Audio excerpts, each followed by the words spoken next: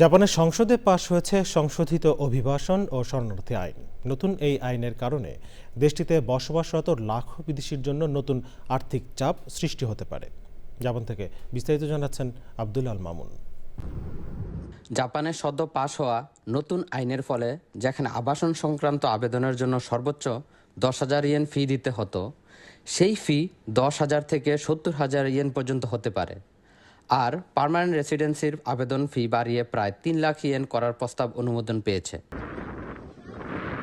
শাসক দল LDP, কোমিতো, Japan innovation party সহ বেশ কয়েকটি রাজনৈতিক দল এই আইনের পক্ষে ভোট দেয়।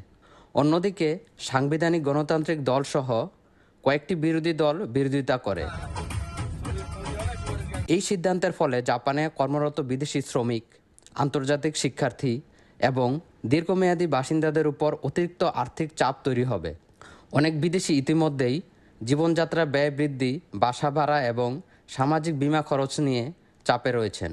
তার উপর আবাসন ফি বেড়ে যাওয়ায় অনেকে ভবিষ্যৎ পরিকল্পনা নিয়েও অনিশ্চয়তায়।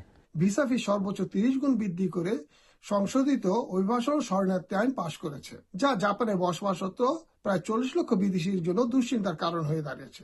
এই সময়ে এখানে সামাজিক এবং অর্থনৈতিক অবস্থা সচল রাখতে বিদেশিদের ভূমিকা অপরিহার্য। সরকার বলছে প্রশাসনিক ব্যয় বৃদ্ধি এবং ডিজিটাল সেবা উন্নয়নের জন্য ফি কাঠামো পুনর্বিবেচনা করা হয়েছে।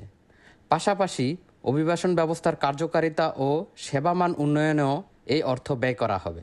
আমরা যারা দীর্ঘদিন জাপানে ফ্যামিলি নিয়ে বসবাস করি, জাপানের অভিবাসন ফি বৃদ্ধি এবং জাপানের অভিবাসন আইন কঠোর হওয়ার কারণে আমরা খুবই উদ্বিগ্ন।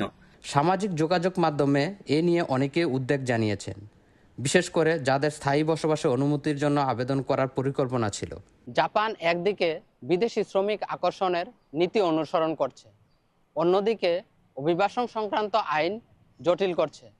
পাশাপাশি আবাসন সংক্রান্ত ব্যয় উল্লেখযোগ্যভাবে বাড়াচ্ছে। আইনের এই বাস্তবতা কতটা গভীর হবে তা সময় বলে দেবে। Abdul Al Mamun, channel I, Tokyo.